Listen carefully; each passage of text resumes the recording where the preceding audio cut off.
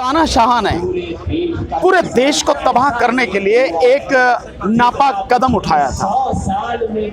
किसानों को कुचलने के लिए, मजदूरों को तबाह करने के लिए कदम उठाया था। अभी वो कदम उसने पीछे खींच लिया हमारी ताकत, हमारी लड़ाई, हमारे संघर्ष को देखते हुए।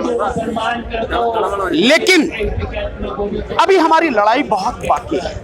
जैसे एमएसपी पे कमेटी बनाने की बात, ठीक है, जो बात तय हुई है हम उससे पीछे नहीं हैं, उसका सम्मान करते हैं। लेकिन मेरी व्यक्तिगत राय यह है कि जो कमेटियां बनती हैं इस देश में, वो कमेटियां केवल किसी भी मसले को ठंडे बस्ते में डालने के लिए बनती हैं। किसी चीज को खत्म करना हो, आप उस पर कमेटी बना दो, बात कदम।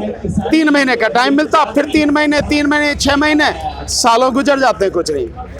और एमएसपी पर कमेटी बनाने की जरूरत नहीं थी। कितनी ही कमेटियां बनी, और सबसे बड़ी जो कमेटी अभी इस सरकार ने बनाई, इसी सरकार ने इस दौरान जब आंदोलन चल रहा था उसने भी रिकमेंड किया कि एमएसपी होनी चाहिए, और बहुत बढ़िया तरीके से उन्होंने बताया। इससे पहले स्वामीनाथन कमीशन ऑलरेडी बता ही चुका है, और हमारी डिमांड भी सिर्फ इतनी थी कि जो स्वामीनाथन कमीशन के हिसाब से सीटू है उस पे 50% जो एमएसपी है घोषित करके उसको कानून बनाया जाए। तो कमेटी की जरूरत नहीं थी, लेकिन फिर भी कमेटी बनी। तो ये उम्मीद करते हुए और इस बात को पूरी नजर में रखते हुए, जागरूक रहते हुए, मैं आपके माध्यम से हर किसान से कहना चाहूंगा, बहुत जागरूक रहना पड़ेगा, बहुत सचेत रहना पड़ेगा कि कमेटी जो बनी है, ये कमेटी इन्हीं 3 महीनों में अपनी रिपोर्ट दे। संयुक्त किसान मोर्चा उसमें शामिल होगा। जो हम चाहते हैं एमएसपी, वो एमएसपी डिक्लेयर हो, उसका कानून बने, ठंडे बस्ते में जाने न पाए। तो ये एक चीज है जो होनी बाकी है। दूसरा, जो लखीमपुर खीरी वाला मामला है, अभी उस पर कोई बात हुई नहीं। मैं मानता हूं वो बहुत गंभीर मुद्दा है। एक कत्लेआम करने वाला, उसकी पूरी रूपरेखा रचने वाला, षड्यंत्र करने वाला गृह राज्य मंत्री अजय टैनी अभी भी पद पर बरकरार है। उसे बर्खास्त नहीं किया गया, न ही उसे गिरफ्तार किया गया, जेल भेजा गया। ये बहुत बड़ी हमारी मांग है और बहुत बड़ा ये मुद्दा है। संघर्ष इस पर जारी रहेगा, लेकिन ये चीज इसमें शामिल होनी चाहिए थी और सरकार को उसे बर्खास्त करना चाहिए था। तो मेरी नजर में ये एक ऐसा मसला है जो हुआ नहीं हल, जिस पे हमें पीछे नहीं हटना चाहिए था। पर फिर भी संयुक्त किसान मोर्चा का जो फैसला, हम उसका सम्मान करते हैं। इसके अलावा बहुत चीजें हैं। उन बहुत चीजों में आप देखिए, यहां एक नारा लगता है, किसान मजदूर एकता। मजदूरों को तबाह करने वाले कानून इस कृषि कानून से पहले आए थे, वो अभी जो कि तुम बरकरार है। तो हम अगर नारा लगाते हैं किसान मजदूर एकता, तो मजदूरों को साथ लेके चलेंगे। उनकी समस्या का हल करना भी हमारी जिम्मेदारी है, पर उस पर कोई बात नहीं हुई अभी। तो वो कानून अभी वापस होना बाकी है।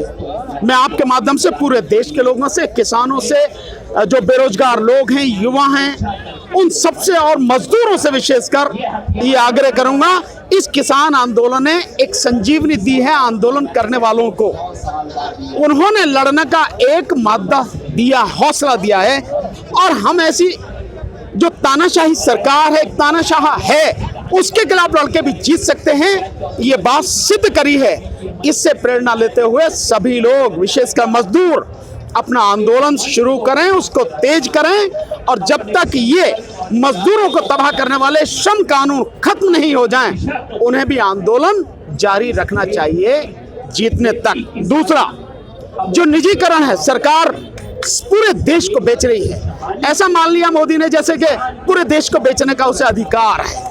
तो ये जो गलतफहमी मोदी ने पाल रखी है, और जिस पर लगातार वो काम करते चले जा रहे हैं, क्योंकि अगर भारतीय संविधान को देखें, जिस संसद की चौखट पर मोदी ने सर झुकाया था, माथा रगड़ा था, उसी संसद में उसी संविधान को खत्म करने के लिए काम मोदी कर रहा है। निजीकरण का कहीं भी उल्लेख संविधान में नहीं है, तो निजीकरण पूरा संविधान के विरोध में है, और निजीकरण होगा तो बेरोजगारी बेतहाशा बढ़ेगी। ये मुद्दा भी बरकरार है, और ये सभी का मुद्दा है। देश की संपत्ति बेच दी जाएगी अपने चंद यारों को, तो पूरा देश तबाह होगा, बेरोजगार सब होंगे। कोई एक विशेष समाज या जाति या धर्म नहीं होगा, या कोई प्रदेश नहीं होगा, पूरा देश होगा तबाह। इसलिए वो सभी का मुद्दा है, जैसे किसान कानून मुद्दा थे, इसलिए उस मुद्दे पर भी सबको आना पड़ेगा साथ, निजीकरण को खत्म करना पड़ेगा। और बेरोजगारी के लिए, जो बेरोजगारी देश में बेतहाशा है, उसको भी खत्म करने के लिए सबको आगे आना पड़ेगा। इस तरह के कई मुद्दे हैं और इन सब में एक बड़ा मुद्दा है, वो मुद्दा है इस देश से हर किसी को ये प्रण करना चाहिए, ठानना चाहिए कि जब तक बीजेपी और आरएसएस को पूरी तरह दफन न कर दे, उसे शांत नहीं बैठना चाहिए, क्योंकि ये जब तक रहेंगे इस देश की समस्याओं का समाधान होने वाला नहीं है। ये किसी ना किसी रूप में, किसी ना किसी तरीके से ये दिक्कतें आती रहेंगी, इन समस्याओं को जिंदा रखेंगे, लाते रहेंगे, देश को बर्बाद करते रहेंगे। इन दोनों का खत्म होना, इन दोनों को दफन करना बहुत जरूरी है। और इसके लिए सबसे पहले जरूरी है कि ईवीएम को इस देश की चुनाव प्रक्रिया से निकालकर फेंकना। अगर आप ईवीएम को निकालकर नहीं फेंक पाएंगे, ईवीएम को नहीं हटा पाएंगे, तो बीजेपी को नहीं हरा पाएंगे। लोग कहते हैं कि राज्य में हार जाने से क्या फर्क पड़ता है? कुछ फर्क पड़ता है। अगर यही सरकार केंद्र में नहीं होती, राज्य में होती, तो क्या ये कृषि कानून ला सकती थी? क्या ये श्रम कानून ला सकती थी? नहीं ला सकती थी ना।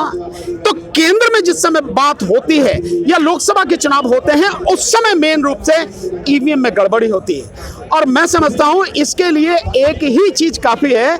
जब आदरणीय सुप्रीम कोर्ट, सम्मानीय सुप्रीम कोर्ट 8 अक्टूबर 2013 के अपने जजमेंट में, जो सुब्रमण्यम स्वामी बनाम इलेक्शन कमीशन ऑफ इंडिया वाला था ईवीएम पर, उसमें पैरा 27 में निर्णय देते हुए ये स्वीकार करती है कि ईवीएम से साफ सुथरा, निष्पक्ष और पारदर्शी चुनाव संभव नहीं है। इसके बाद क्या रह जाता है जब सुप्रीम कोर्ट ये स्वीकार कर रही है? तो इस बात को जानते हुए ईवीएम को हटाना जरूरी है। चुनाव प्रक्रिया में सुप्रीम कोर्ट को उसी समय खत्म करना चाहिए था, लेकिन ईवीएम भी बरकरार है, वीवीपैट और जोड़ दी। तो आप सोचिए कि 2 मशीनें हैं। एक मशीन, ये मानिए कि आप ही के जैसे एक ही कैमरा है और एक आपका ये माइक है, इसमें से एक चीज गड़बड़ है, तो क्या दूसरी चीज में रिजल्ट सही आएगा? क्या मैं आपसे पूछना चाहता हूं, अगर ये माइक गड़बड़ हो जाए, इसमें आवाज गड़बड़ हो जाए, तो इसमें केवल फोटो ही फोटो आएगी, आवाज नहीं आएगी, तो उसका क्या है?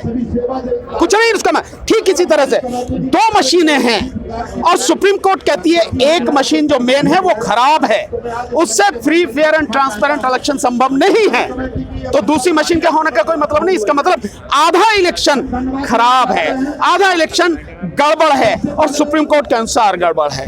इसलिए ईवीएम को हटना चाहिए। तो देश के लोगों को जैसे ये लड़ाई लड़ी है, ईवीएम की लड़ाई भी लड़नी पड़ेगी। ईवीएम खत्म होगी तभी बीजेपी खत्म होगी, और जिस दिन बीजेपी खत्म होगी उसके बाद आरएसएस खत्म होगी, तभी इस देश के समस्याओं का समाधान होगा। मैं नहीं जानता किसी को मेरी बात कैसी लगेंगी, अच्छी या बुरी लगेंगे। हो सकता है इसके बाद मुझे धमकी आने लगे, जो आती रही, इनकी परवाह नहीं है, पर देश को सच बताना, सही बताना मेरी जिम्मेदारी है और लोगों को भी समझना पड़ेगा। ये केवल एक मोर्चा फतेह किया है, केवल एक, बाकी लड़ाई बाकी है।